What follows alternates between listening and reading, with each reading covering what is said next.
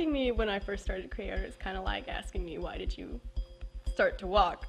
You know, it's like, I gotta create something all the time. It's like it's trapped inside me. Like every artist really wants to express themselves with their work. I don't know why I first started to create art. I just did. Since I can remember, I just drew. And since I sucked at most other subjects, it was kind of the thing I did, especially in the other subjects that I was supposed to be paying attention to. I did art instead, just drawing. I first started creating art to illustrate some of the short stories that I wrote as a kid. I used to write a lot and read a lot of books that had really good illustrations in it, and I was really inspired by that as a kid, and that's how I first started drawing and stuff. I started at a very young age. I think it came pretty naturally to me. I have drawings dating back to my first year of life. I think there's some bigger catalysts when you're younger. You know, you see some Disney films, some Miyazaki's.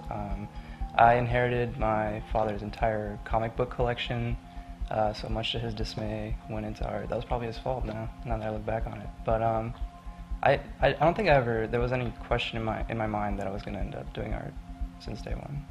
I'm inspired by artists like Feng Zhu. Alphonse Mucha is always a favorite. I love James Gurney. And you can find other inspiration in daily objects as well, not just looking at other artwork. Lately I've been looking at bugs, and microscopic photography draws a lot of interest and starts the imaginative juices flowing. When I was young, I looked at cartoons, and I thought that looked really fun, and so I would try to draw my own cartoons. And as I got older and got into the more serious art classes in high school, I did more of realistic rendering and painting and drawing and sketching. And then to get into art school, I had to do a lot of direct observation sketching. But now that I'm in art school and I've covered those fundamentals, I find that I go back to the kind of cartoony, stylized art that I enjoyed when I was young. I enjoy a lot of different media. I work in a lot of different media. My favorite at the moment is watercolor and pen and ink. I prefer that to digital work because when you work traditionally, there's a little bit more on the line. You know, if you screw up, you're done. You can always fix things up digitally, but I kind of like that intense concentration that you have to have when you're creating a piece of traditional artwork. I just draw cool things.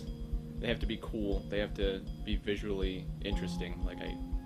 If it's like a vase, I mean, you can make a vase visually interesting, but that's not what I want to do. I want to make cool things, robots, robotic vases, I don't know, anything that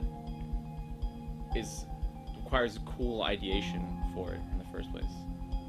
I've been creating artwork since I was a really little kid. My mom set me up with all this painting and stuff when I was a kid, and I was inspired to actually go into the industry professionally by animation. Actually, I was originally an animation student, and I was really inspired by Pixar movies, especially the movie WALL-E. That was what got me to get into school and stuff. So working alone, obviously you have it's your vision, 100%, and I think artists tend to be introverted. You kind of want to spend that time with your painting, for hours and hours, but that can get kind of stuffy. I personally need social interaction, and I need the eye of other people on my work to make sure that I'm not making any glaring mistakes, and I often do. And so I really appreciate having, I think Pixar calls it the brain trust, where you have all your friends take a look at your work and you can always catch stuff that you wouldn't have never thought of, but that totally makes the piece. So I enjoy a healthy combination of working alone and in a group. I think this Kickstarter book is a great idea for anyone who's interested in concept art, because it's just so many artists coming together to create this one nice, pristine example of all sorts of work, visual work, all sorts of development. I mean, there's going to be environments, characters, props, everything people like to see is going to be wrapped up in a nice little package. It's on my bookshelf because hey, look, I'm in a book, but other people might want it on their bookshelf because if you're interested in art, if you're interested in concept art, if you're interested in the way people achieve the finished product, the way the ideation comes about, how different people work, which I think is more interesting. It's like watching special features on a DVD is usually sometimes more entertaining than the actual DVD, like how the director got the idea, or so on and so forth, the writers. Sometimes you do run into issues where you kind of feel like you're the one that's right, and then other people will look at it and you slowly start to realize that it's actually not that great of an idea and maybe you should change it. So yeah, I mean, sometimes you do get sucked into your own work and other people do influence you a lot. I know I do, like when I work with my friends, like they'll look at my work and it helps me a lot. Yeah. I think it's special. I know a lot of the artists in it, and I know they put their blood, sweat, and tears into it, and there's some truly unique creative voices that are going to be in this book.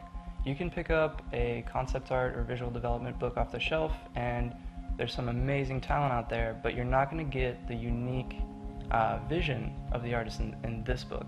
I think there's a lot of like oversaturation of maybe the same thing, and maybe people do that because they want to get to a certain company, and that's all well and good, but as far as raw and unique perspective, I think you're going to find something that you wouldn't find otherwise in this book.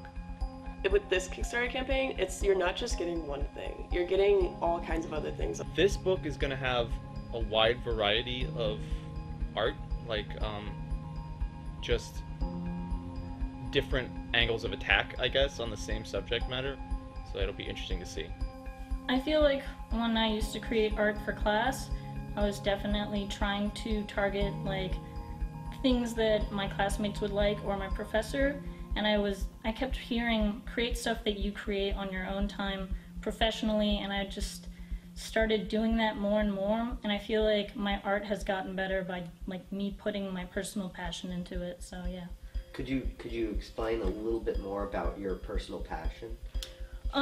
Well, I think it just goes into, it's more like if you try to please everyone, you please no one. And I just kind of started doing art that I liked, so it was more like that, and I feel like it's better and more people like it. I've gotten more positive comments on it as well. So what's special about this project is the way to expose other artists and or people to the concept of visual development. I mean, it's all about storyboarding and the concept art, the behind the work, as you would kind of call it. I mean, everyone sees the grand illustrations of a video game or comic, but they don't see the work that goes behind it. They don't see like the process of creating those characters and seeing how we as the students like put all that brain power into making the world that they so love and enjoy.